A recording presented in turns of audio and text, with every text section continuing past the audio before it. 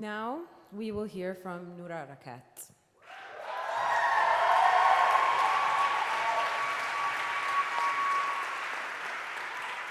Noura is a human rights lawyer, scholar, and the author of the book Justice for Some: Law and the Question of Palestine.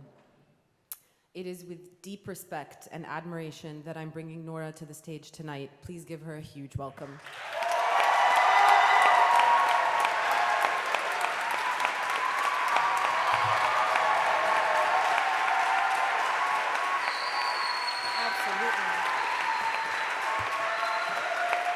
Absolutely yes.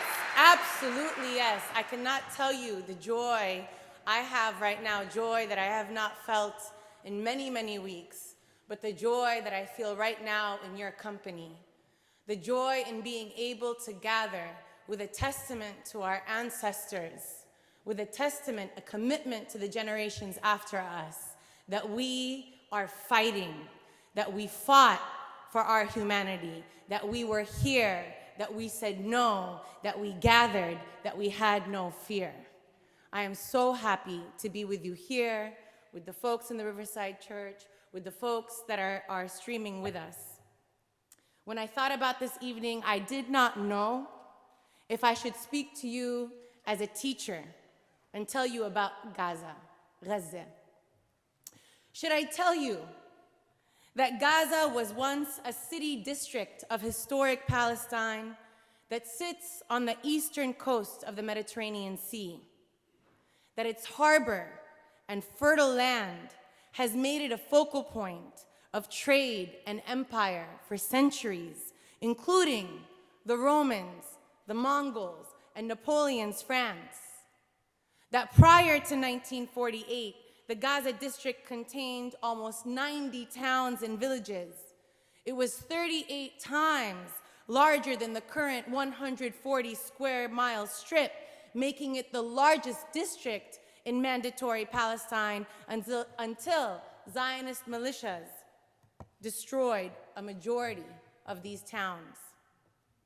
Should I tell you that upon Israel's establishment, a severely truncated Gaza absorbed nearly 25% of Palestinian refugees exiled from their former homes, increasing its population from 80,000 to 280,000, that number has grown to 2.2 million today, who are predominantly refugees and children, dependent on food aid for survival. Do I explain to you that Israel began to circumscribe this Palestinian territory in 1993 as it was entering into the Oslo Peace Accords? That it began a process of de-development, isolation, containment of Gaza with the intent to make it a Palestinian statelet and to instead focus on annexing the West Bank, whose land it coveted and whose natives it also sought to remove. In this context, I can tell you that Israel imposed a land siege and a naval blockade, hermetically sealing this coastal enclave, placing it on a subsistence diet just above starvation, relegating it to conditions of bare life, and then systematically pummeling it with advanced weapons technologies in a bid to take the land without the people, to achieve in Gaza by warfare what it seeks to do in the West Bank through martial law, in East Jerusalem through administrative law, and throughout historic Palestine through civil law. Or should I speak to you as an attorney and tell you that when Israel withdrew its settlers and military infrastructure in 2005, that it maintained its effective control over the population registry, the skies, the underground water sources, the electromagnetic spheres, all points of ingress and egress, and thus remains in occupying power with the duty to protect its civilians? That Israel has no right to self-defense against territory that it occupies.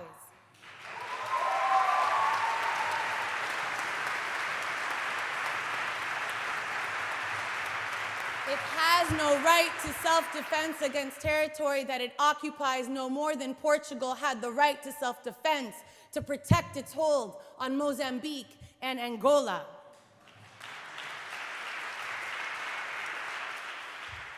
Should I explain that people fighting against colonial domination, alien occupation, and racist regimes, Palestinians have a right to use armed force so long as it's regulated by the laws of war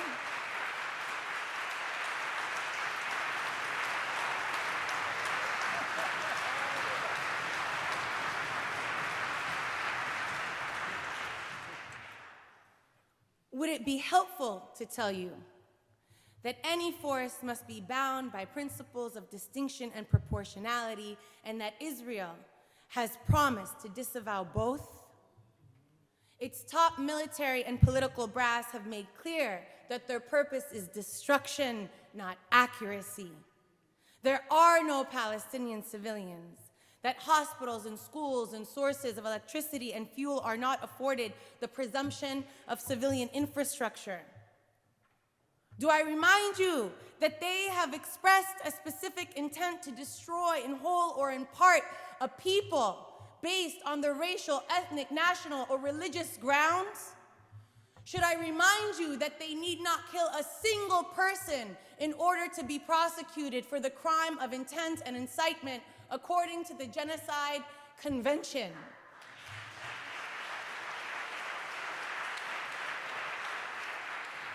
Should I recite the numbers anyway, that in 26 days, Israel has killed more Palestinians that were murdered in the Bosnian genocide?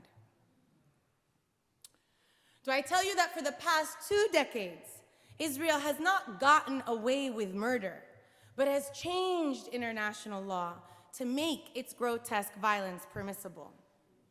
That it says Gaza is not occupied, nor is it sovereign, it is a hostile entity. That it claimed that this is not a civil war, nor is it an international armed conflict, but it's this new category, an armed conflict short of war.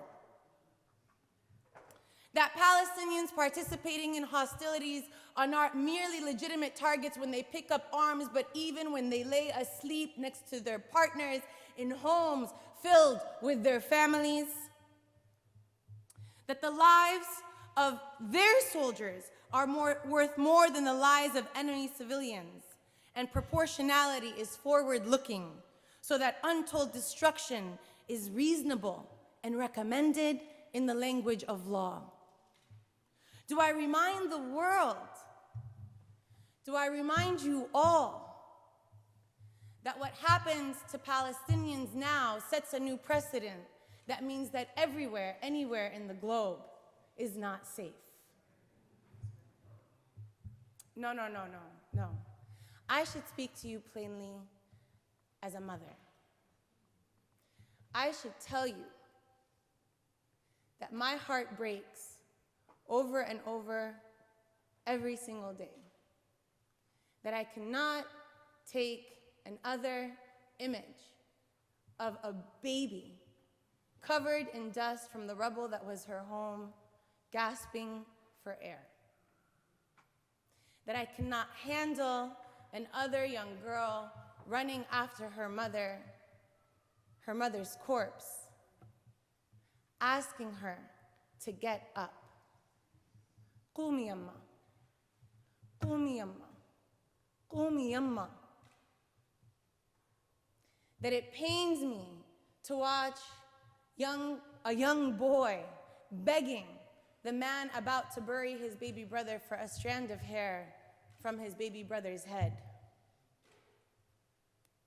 That I have to admit that I am in sheer awe of Wa'il Dahduh, who buried his wife and his son and his daughter, who both wanted to be journalists like him, and got up the next day in front of a camera to continue to report the genocide of his people.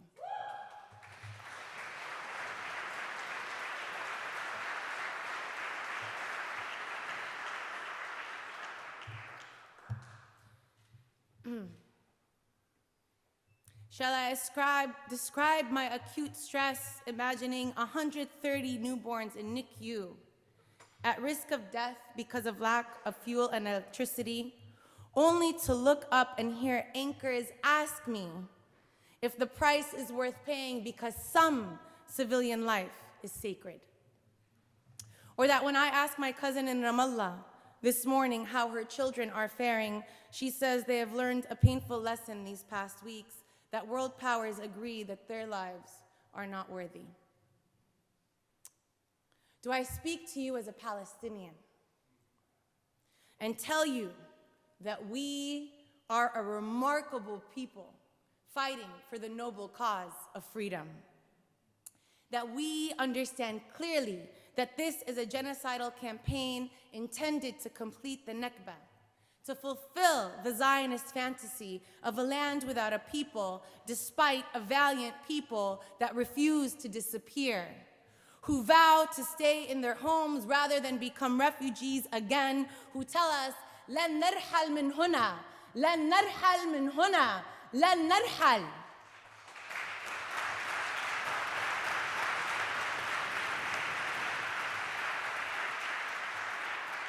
Whose pride and love and rootedness and tradition and song and prayer and belonging will forever, forever haunt settlers who build nuclear weapons, marshal global superpowers, and still tremble before the truth of our existence.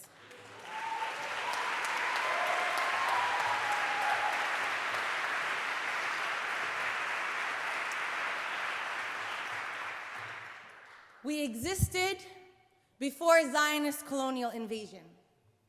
We exist now even among the rubble of humanity's remains. We will exist when Zionism is dismantled bit by every racist colonial bit.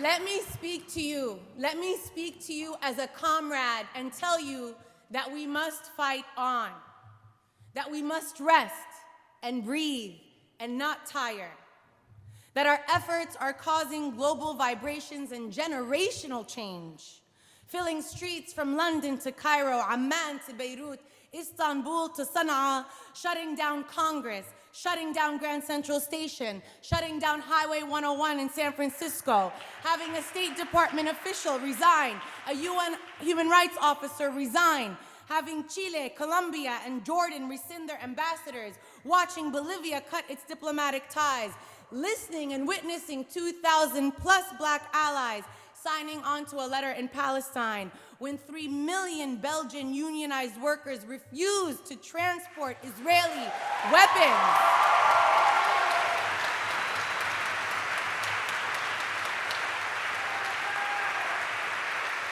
We have disrupted Senate appropriations hearings asking for more money. We have watched hundreds of artists call for a ceasefire and poll 66% of Americans that oppose this genocide and call for a ceasefire now.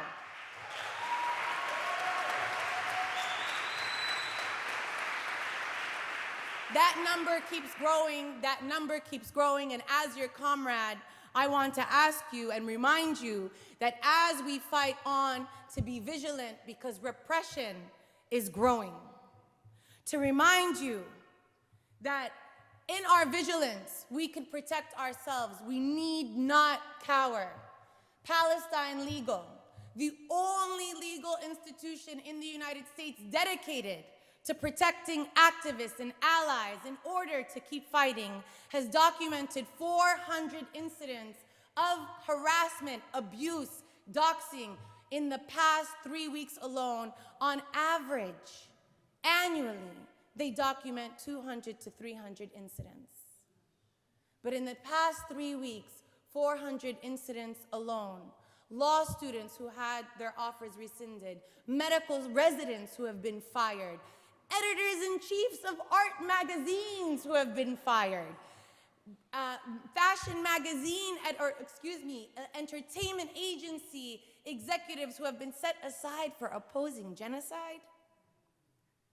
And while this racist, warmongering media and political establishment has led to the stabbing of a 6-year-old Walid Fayyoumi 26 times in his home in Illinois, Allah yarhamak, and the murder of a Muslim woman in Texas, Allah yarhamak, the Biden administration is mobilizing law enforcement to surveil social media of university students struggling for Palestinian liberation. The White House press secretary, in absolute disregard for intellectual honesty and journalistic integrity, and absolute offensiveness to us, anybody with common sense, has compared our calls for ceasefire and an end to genocide to tiki torch marches in Charlottesville. These are incredibly scary times, but incredibly inspiring times of what we are capable of together. We can only win if we stand up and fight back. Do not be silenced, but speak with vigilance. And here, if I can humbly ask for your support to donate to Palestine Legal. For those who have not had the heart, the will, the opportunity, the ability to speak up, donate to Palestine Legal. Help Palestine Legal, which only has 6 staff attorneys taking on this entire edifice. Help them protect the front line so that the rest of us can fight. We need a defensive front, and we have the institutions we need to support them. We also know that a generous foundation has agreed to match that donation that you make this evening. So I end by telling you what we already know, that we will continue until there is a free Palestine, until all our kin are freed from cages, until these lands are free, these stolen lands are free, until all our siblings can live in safety and dignity, until freedom for all. May we be triumphant.